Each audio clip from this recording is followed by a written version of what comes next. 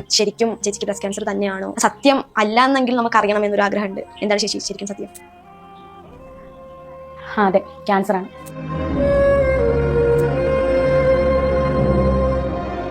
സത്യം പറഞ്ഞാൽ ഞാനിങ്ങനെ വന്ന് കരയുണ്ടായെന്നോർത്ത് തന്നെയാണ് ഞാൻ നിങ്ങളെ വിളിച്ചു വരുത്തിയതും. ഇത്രയും ദിവസം എന്നെ സ്നേഹിക്കുന്നവരുടെ അടുത്തൊന്നും ഞാനിത് മറച്ചു വെച്ച് ഇത് പറയാൻ സമയമായി എന്ന് തോന്നി.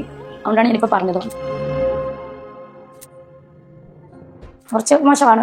ബ്രസ്റ്റിൽ നിന്നത് കഷത്തിലേക്ക് വ്യാപിച്ചു, ലിംബിനോട് വഴി ഹാർട്ടിന്റെ മസിലിലോട്ട് ചെറുതായിട്ട് വ്യാപിച്ചു, ലങ്സിലോട്ട് വ്യാപിച്ചു. അങ്ങനെ സ്റ്റേജ് 3 കഴിയാറായി. അങ്ങനെ ഒരു സ്റ്റേജിലാണ് ഇപ്പം കടന്നത്. കാരണം ഞാൻ കരഞ്ഞു കഴിഞ്ഞാൽ എന്നെ സ്നേഹിക്കുന്ന കുറേ പേരുണ്ട്. അതുപോലെ ഇതുപോലെ ക്യാൻസർ ആയിട്ട് അനുഭവിക്കുന്ന ഒരുപാട് പേരുണ്ട്. അവർക്ക് ഞാൻ എന്നും ഒരു മാതൃകയായിട്ടിരിക്കണമെന്നാണ് ഞാൻ ആഗ്രഹിക്കുന്നത്. ചേച്ചി ശരിക്കും ഇത് അറിഞ്ഞിട്ട് എത്ര നാളായി ചേച്ചി? ചിലർ തെറ്റിദ്ധരിച്ചിരിക്കുന്നത് ഇത് ദുബായിൽ വെച്ചിട്ട് സ്ഥിരീകരിച്ചിട്ട് അവിടെ വെച്ച് ക്യാൻസർ ആണെന്ന് അറിഞ്ഞു. അങ്ങനെയൊന്നുമില്ല. അങ്ങനെ ഒരു സംഭവമല്ല ഇത്. സത്യം പറഞ്ഞാൽ ഇത് ഞാൻ ഇങ്ങനെ ഒരു ബ്രസ്റ്റിൽ ഒരു മുഴ എൻ്റെ ശ്രദ്ധയിൽപ്പെട്ടത് എനിക്ക് 15 വയസ്സുള്ളപ്പോഴാണ്. വീട്ടിൽ പറഞ്ഞിട്ടില്ല. ഞാൻ അങ്ങനെ അസുഖം അങ്ങനെ പറയുന്ന ഒരാളല്ല കുഞ്ഞിലോട്ടെ. അപ്പം നമ്മുടെ കോട്ടയം മെഡിക്കൽ കോളേജിൽ തന്നെ കൊണ്ട് ഡോക്ടർ അന്ന് അത് ഒരു 15-16 വർഷം മുന്നത്തെ കാര്യമാണ്. നേരം എൻ്റെ അടുത്ത് ഡോക്ടർ പറഞ്ഞത് ഇതിങ്ങനെ വെക്കരുത്, ഇപ്പം ഇതിന് വലിയ പ്രശ്നമില്ല, അത് ഫ്യൂച്ചറിൽ ക്യാൻസർ ആകും. അപ്പം ആ സമയത്ത് എനിക്ക് മറ്റൊരു ഓപ്പറേഷൻ കഴിഞ്ഞിട്ട് നിൽക്കുക. വേറെ ഒന്നുമില്ല, അപ്പൻഡിസൈറ്റിസിൻ്റെ ഓപ്പറേഷൻ. അപ്പോൾ അതിച്ചിരി പെയിൻഫുൾ ആയിരുന്നു. അതുപോലെ നട്ടലിന് ഇഞ്ചക്ഷനൊക്കെ എടുത്തിട്ടായിരുന്നു ചെയ്തത്. അപ്പം ഞാൻ ആ ഒരു പേടി മൂലം ഞാനിത് വീട്ടിൽ. ഹായ് ഫ്രണ്ട്സ്, എല്ലാവർക്കും പുതിയൊരു വീഡിയോയിലോട്ട് സ്വാഗതം. എന്താ പറയുക, ഇന്നലെ തുടങ്ങി രേണുവിൻ്റെ ഈ ഒരു വാർത്ത അറിഞ്ഞത് മുതൽ ഭയങ്കര ഒരു വിഷമത്തിലാണ്. എന്ന് വെച്ചാൽ നമ്മൾ വീഡിയോ ചെയ്തിട്ടുണ്ട്. ഞാൻ ഒരുപാട് വീഡിയോ ഒന്നും ചെയ്തിട്ടില്ല, കുറച്ച് വീഡിയോകൾ 2-3 വീഡിയോകളൊക്കെ ചെയ്തിട്ടുണ്ട്. അപ്പം അതുകൊണ്ട് തന്നെ നമുക്ക് രേണുവിനോട് ദേഷ്യമോ വിദ്വേഷമോ അല്ലെങ്കിൽ ഈ ഒരു അസുഖം വന്നതിന് നമ്മൾ സന്തോഷിക്കുകയോ ഒന്നുമല്ല. അപ്പം എന്താണ്, നമുക്ക് സങ്കടം തന്നെയാണ്. ഒരു ശത്രുവിന് പോലും ഇങ്ങനെ ഒരു അസുഖം വരരുത് എന്ന് ചിന്തിക്കുന്നവരാണ് ഒട്ടുമിക്ക ആളുകളും. ഇപ്പം എന്താണ്, ഞാൻ അതുലിൻ്റെ വീഡിയോസ് കണ്ടു, അതുപോലെ ഡാനി കൈസുവിൻ്റെയൊക്കെ വീഡിയോസ് കണ്ടു. അപ്പോൾ അതിൻ്റെയൊക്കെ താഴെ ഞാനിങ്ങനെ കമൻറ്റ് കണ്ടു, എന്താണ് നിങ്ങൾക്ക് സന്തോഷമില്ല. അതുലിൻ്റെയും ഡാനിയുടെയും ഇതിലാണ് ഞാൻ ഒരുപാട് കണ്ടത്. എന്താ വെച്ചാൽ അവരൊക്കെയാണ് കൂടുതലായിട്ട് ഷെഫീന ബീബി അതുപോലെ ഇവരൊക്കെയാണ് കൂടുതലായിട്ട് രേണുവിനെ കുറിച്ചിട്ട് വീഡിയോ ചെയ്തിട്ടുണ്ടായിരുന്നത്. അതുപോലെ തന്നെ ക്യാൻസറിൻ്റെ റിപ്പോർട്ടുകൾ പുറത്തായ സമയത്തും ഇവരാണ് ഫസ്റ്റ് കൊണ്ടുവന്നത്. ഷെഫീന ബീബിയും അതുപോലെ അതുലുമാണ് ഈ ഒരു രോഗത്തിനെ കുറിച്ചിട്ട് പുറത്ത് കൊണ്ടുവന്നത്. അപ്പം അതുകൊണ്ട് തന്നെ അവർക്ക് ഒരുപാട് സൈബർ ആക്രമണം നേരിടേണ്ടി വരും. എന്താ വെച്ചാൽ അവർ എല്ലാ കാര്യങ്ങളും രേണുവിൻ്റെ എല്ലാ കാര്യങ്ങളും പുറത്ത് കൊണ്ടുവന്നത് അവരാണല്ലോ. ഇപ്പം ഇപ്പം അങ്ങനെയൊക്കെ പറഞ്ഞെങ്കിൽ പോലും രേണുവിൻ്റെ പ്രവർത്തികളോടാണ് എല്ലാവർക്കും ദേഷ്യം. അല്ലാതെ രേണുവിന് ഈ ഒരു അസുഖം വന്നിട്ട് സന്തോഷിക്കുന്നവരായിരിക്കുമെന്ന് എനിക്ക് തോന്നുന്നില്ല. മനുഷ്യരായി പിറന്നവർക്ക് ഒരിക്കലും മറ്റൊരാൾക്ക് ഇങ്ങനെ ഒരു മാറാരോഗം വരുമ്പോൾ സന്തോഷിക്കാൻ കഴിയില്ല എന്നാണ് എൻ്റെ വിശ്വാസം. മനുഷ്യനായിട്ട് മൃഗങ്ങളിനെ പിന്നെ നമുക്ക് ബുദ്ധി ഇല്ലല്ലോ, അവർക്ക് എന്തും ഇതാക്കാം. അത് മനുഷ്യരായി പിറന്നവർക്ക് അങ്ങനെ ഒന്നും ചിന്തിക്കാൻ കഴിയില്ല. പിന്നെ മൃഗത്തിനേക്കാളും ഇതായിട്ടുള്ള ആളുകളുണ്ട്, അവർക്ക് പിന്നെ ഇങ്ങനെയൊക്കെ ചിന്തിക്കുമായിരിക്കും. അപ്പോൾ അങ്ങനെയാണല്ലോ മക്കളെയൊക്കെ കൊല്ലുന്നവരില്ല. അപ്പോൾ അങ്ങനെയുള്ള ആളുകൾ അങ്ങനെ ചിന്തിക്കുമായിരിക്കും. പക്ഷേ നമുക്ക് കുറച്ചെങ്കിലും മറ്റുള്ളവരുടെ സഹാനുഭൂതിയുള്ള ആളുകൾക്ക് ഈ ഒരു രോഗം വന്നു എന്ന് പറയുമ്പോൾ ഒരിക്കലും അവർക്ക് സന്തോഷിക്കാൻ കഴിയുമെന്ന് എനിക്ക് തോന്നുന്നില്ല. എനിക്ക് തന്നെ ഇന്നലെ ഈ ഒരു ഇത് കേട്ടപ്പോൾ നമ്മൾ ആ ഒരു റിപ്പോർട്ട് പുറത്ത് വന്നെങ്കിലും രേണു അത് ഇതുവരെ പറയാത്തത് കൊണ്ട് തന്നെ നമ്മൾ അത്രത്തോളം വിശ്വസിച്ചിട്ടുണ്ടായിരുന്നില്ല. രേണു പറയുമ്പോഴേ നമ്മൾക്ക് അതിൽ എത്രമാത്രം സത്യം ഉണ്ട് എന്നുള്ളത് അറിയുള്ളൂ. അപ്പോൾ രേണു തന്നെ ഇപ്പോൾ തുറന്ന് പറഞ്ഞിരിക്കുകയാണ്, എനിക്ക് ക്യാൻസർ തന്നെയാണെന്നുള്ളത് പുള്ളിക്കാരി തുറന്ന് പറഞ്ഞിരിക്കുകയാണ്. സത്യം പറഞ്ഞ് കേട്ടപ്പോൾ ഭയങ്കര വിഷമം തോന്നി. ഒരിക്കലും ഒരു ശത്രുവിന് പോലും ഇങ്ങനെ ഒരു അസുഖം വരരുതേ എന്ന് നമ്മൾ ചിന്തിക്കുന്നവരാണ്. ഞാൻ ആ ഒരു റിപ്പോർട്ട് വന്നപ്പോൾ ആ ഒരു വീഡിയോ ചെയ്തിട്ടുണ്ടായിരുന്നു. അതിൽ ഞാൻ ഇങ്ങനെ പറഞ്ഞിട്ടുണ്ടായിരുന്നു, ഒരിക്കലും ആർക്കും ഇങ്ങനെ ഒരു അസുഖം വരാതിരിക്കട്ടെ എന്ന് ആഗ്രഹിക്കുന്നവരാണ് നമ്മളെല്ലാവരും. എന്തായാലും രേണു പറയുന്ന കുറച്ച് കാര്യങ്ങൾ കൂടെ നമുക്കൊന്ന് കണ്ടിട്ട് വരാം, ഒന്ന് കണ്ടു നോക്കൂ. ക്യാൻസർ ആയിട്ടുള്ളത് ഇപ്പം 15ാമത്തെ വയസ്സിൽ ഞാനിത് നമ്മൾ കുളിക്കുമ്പോഴൊക്കെ നമ്മുടെ ശരീരം കാണുമ്പോൾ നമ്മളിത് ശ്രദ്ധയിൽപ്പെട്ടായിരുന്നു. അപ്പോഴും ഞാനത് അത്ര കാര്യമാക്കിയില്ല. ഒരു കളർ വ്യത്യാസം പോലെ മുഴയുടെ പുറത്ത് വന്നിട്ടും ഞാൻ കാര്യമാക്കില്ല.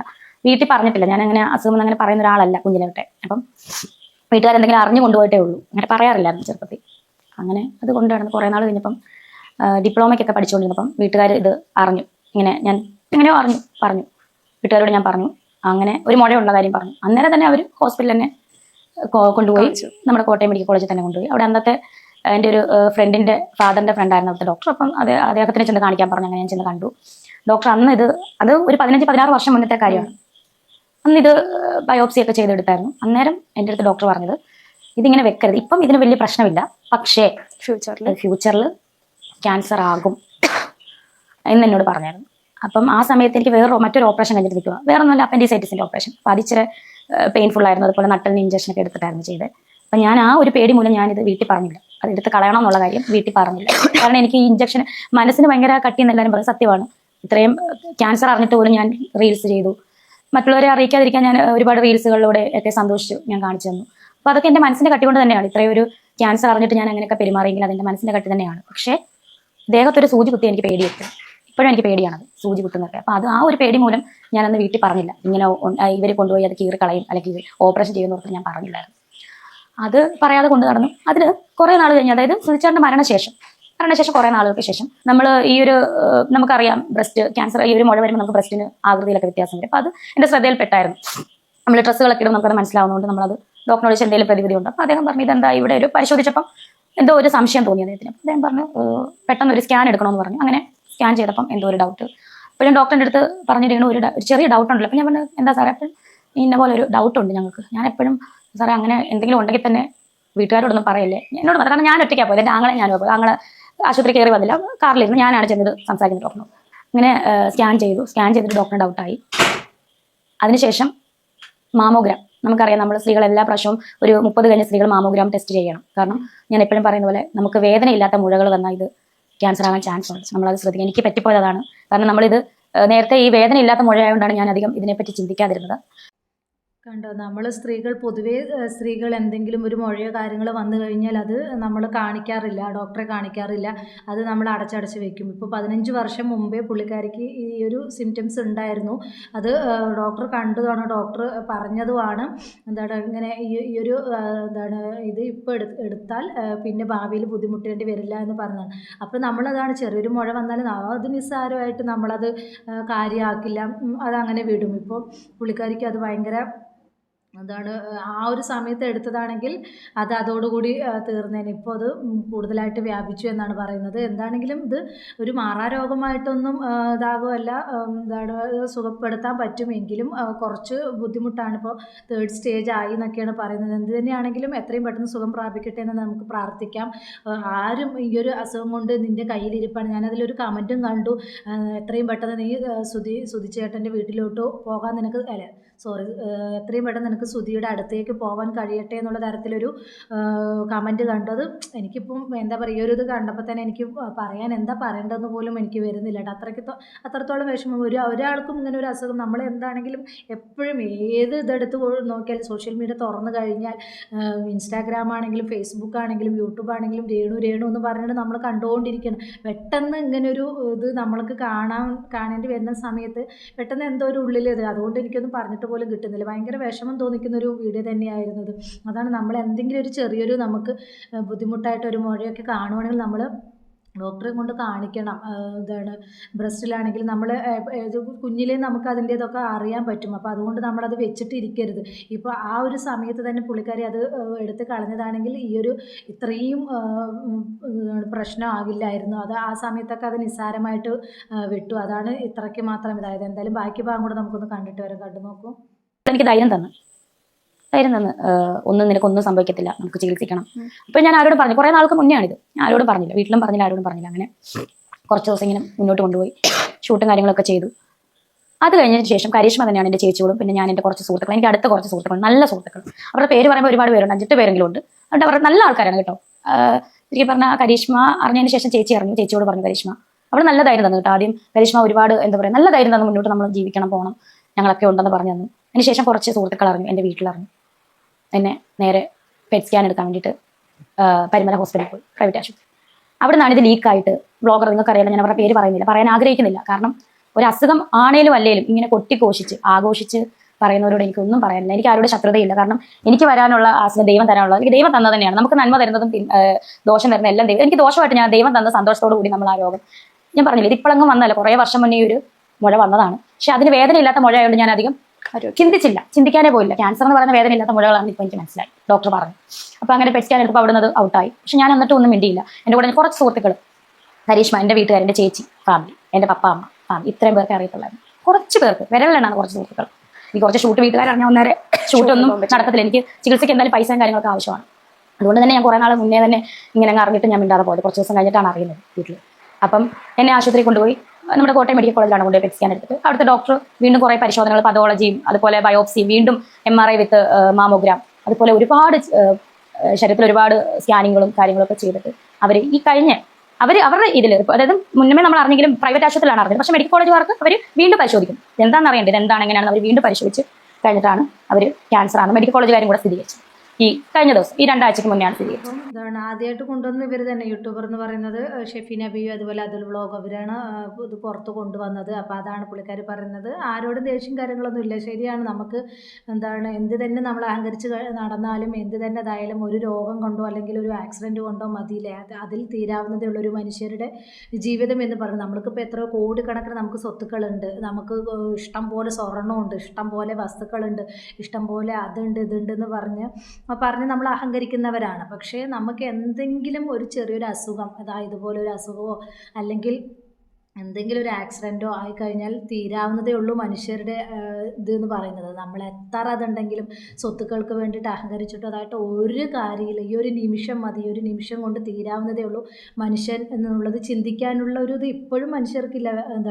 ഇപ്പോഴും സ്വത്ത് സമ്പത്ത് മറ്റുള്ളവരുടെ സ്വത്ത് എങ്ങനെ അപഹരിച്ചെടുക്കാം, അതെങ്ങനെ എൻ്റെ കയ്യിലാക്കാം എന്നുള്ളത് ചിന്തിച്ച് മുന്നോട്ട് പോകുന്ന ആളുകളാണ്. ഒരിക്കലും അവർ നന്നായി കാണണമെന്ന് ആഗ്രഹിക്കുന്നവർ ആരും ഉണ്ടാവില്ല. അവരുടെ ഇല്ലായ്മ ചൂഷണം ചെയ്യുന്ന ആളുകളാണ് നമുക്ക് ചുറ്റുമുള്ളത്. അപ്പോൾ ഇങ്ങനെയുള്ള അസുഖങ്ങൾ കൊണ്ട് പരീക്ഷിച്ചിട്ട് പോലും പഠിക്കാത്ത ആളുകൾ എത്രയോ ഉണ്ട്. അപ്പോൾ അവരോട് എനിക്ക് പറയാനുള്ളത് ഇത്രയേ ഉള്ളൂ മനുഷ്യരുടെ അവസ്ഥ. ഇപ്പോൾ നമ്മളിങ്ങനെ സംസാരിച്ച് നടക്കുന്നത് നമുക്ക് നാളെ എന്ത് വരുമൊന്നും നമുക്ക് പ്രവചിക്കാൻ കഴിയില്ല. എല്ലാം ദൈവത്തിൻ്റെ കയ്യിലാണ്. അപ്പോൾ ഇതെങ്ങനെയെങ്കിലും മനസ്സിലാക്കിയിട്ട് മുന്നോട്ട് പോയാൽ അത്രയും നല്ലതെന്നാണ് ഈ ഒരു അവസരത്തിൽ എനിക്ക് പറയാനുള്ളത്. എന്തായാലും കുറച്ച് ഭാഗം കൂടെ നമുക്കൊന്ന് കണ്ടിട്ട് വരാം. തലേന്ന് തന്നെ വീട്ടുകാർ ചെന്ന് സംസാരിച്ച് ഡോക്ടർമാരോട് സംസാരിച്ച് അവർ പറഞ്ഞു അവരുടെ പതോളജി റിപ്പോർട്ട് കിട്ടിയാൽ അവർ സ്ഥിരീകരിച്ചത് ഈ കഴിഞ്ഞ ദിവസമാണ്. അതാണ് ഞാൻ പെട്ടെന്ന് ഓടി വന്ന് ഹോസ്പിറ്റലിൽ ഞാൻ പോയി. വെളുപ്പിനാണ് വന്നത്. ഹോസ്പിറ്റലിൽ പോയി. അപ്പം അതിൻ്റെ സ്ഥിതിഗതികളൊക്കെ ഡോക്ടർ പറഞ്ഞു കുറച്ച് മോശമാണ്. ബ്രസ്റ്റ് ചെയ്യുന്നത് ആക്സിലർ ഈ കഷത്തിലേക്ക് വ്യാപിച്ചു, ലിംബിനോട് വഴി, അതുപോലെ ചെസ്റ്റ് ഹാർട്ടിൻ്റെ മസിലിലോട്ട് ചെറുതായിട്ട് വ്യാപിച്ചു, ലങ്സിലോട്ട് വ്യാപിച്ചു. അങ്ങനെ സ്റ്റേജ് 3 കഴിയാറായി. അങ്ങനെ ഒരു സ്റ്റേജിലാണ് ഇപ്പോൾ കടന്നു. ഇപ്പോൾ എങ്കിലും ഇത് പറഞ്ഞില്ലെങ്കിൽ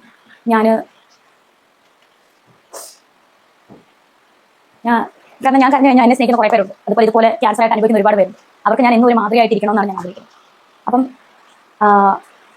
കീമോതെറാപ്പി സ്റ്റാർട്ട് ചെയ്യണമെന്ന് പറഞ്ഞു. നിങ്ങൾക്കറിയാം കീമോ എന്താണെന്നും ഞാൻ അതിനെപ്പറ്റി ഒന്നും പറയുന്നില്ല. കീമോതെറാപ്പി സ്റ്റാർട്ട് ചെയ്യുമ്പോൾ അതിൻ്റെ അനുഭവങ്ങളും വേദനകളൊക്കെ നമ്മൾ ചിലർക്കെങ്കിലും മറ്റുള്ളവർ അനുഭവിച്ച് നമ്മുടെ പ്രിയപ്പെട്ടവർ അനുഭവിച്ച് കാണാൻ നമ്മൾ കണ്ടിട്ടുണ്ടായിരിക്കും, അറിയാം. അപ്പം അത് സ്റ്റാർട്ട് ചെയ്യണമെന്ന് ഡോക്ടർ ഉടനെ പറഞ്ഞു. അതുപോലെ പല ട്രീറ്റ്മെൻറ്റും അവർ വിശദീകരിച്ച് തന്നു. അപ്പോൾ അതിനൊക്കെ ഞാൻ വിധേയമാകും.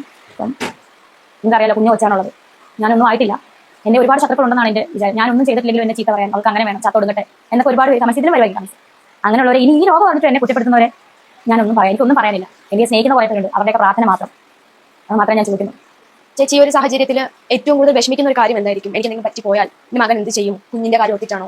ഞാൻ സത്യം പറഞ്ഞാൽ എനിക്ക് ക്യാൻസർ ആണെന്ന് ഓർത്ത് ഞാൻ കഴിയില്ല. പക്ഷെ എൻ്റെ കുഞ്ഞ് നിങ്ങൾക്ക് അറിയാലോ, പിച്ചു വലുതായി ഉദപ്പനെ ഓർത്തിട്ടാണ് സത്യം പറഞ്ഞാൽ എനിക്ക് ഭയങ്കര വിഷമായിരുന്നു. ദൈവമേ, എനിക്കും കൂടെ എന്തെങ്കിലും വന്നു കഴിഞ്ഞാൽ അവനെ കുഞ്ഞല്ലേ, അവൻ എന്ത് ചെയ്യും? അവന് സത്യം പറഞ്ഞാൽ എല്ലാവരും ഉണ്ടോയെന്ന് ചോദിച്ചാൽ അവൻ എല്ലാവരും ഉണ്ട്. പക്ഷെ ആരും ഇല്ലാത്തൊരവസ്ഥയാവുമല്ലോ എനിക്ക്. എന്നെ ഞാൻ പറയേണ്ടത് ഈ ഋതപ്പനെ കാര്യങ്ങൾ അറിയോ? എന്തെങ്കിലും ഋതപ്പനോട് ഞാൻ പറഞ്ഞ ചെറിയ യുവാവുണ്ട് പ്രാർത്ഥിക്കണമെന്ന് പറഞ്ഞപ്പോൾ ഇവിടെ പ്രാർത്ഥിച്ചു, ഇങ്ങനെ തൊട്ടിട്ട് അമ്മയുടെ യുവാവ് മാറണേന്ന് പ്രാർത്ഥിച്ചു. പക്ഷേ എനിക്കിപ്പോഴും ധൈര്യം ഉണ്ടോ എന്ന് വെച്ചാൽ ധൈര്യമുണ്ട്. പക്ഷേ കീമോ ഒക്കെ തുടങ്ങുമ്പോഴത്തേന് കുറേ ബുദ്ധിമുട്ടുകളും കാര്യങ്ങളും നിങ്ങൾ എല്ലാവർക്കും ഇപ്പം മുടിയൊക്കെ കൊഞ്ഞു പോകാൻ ചാൻസ് ഉണ്ട്.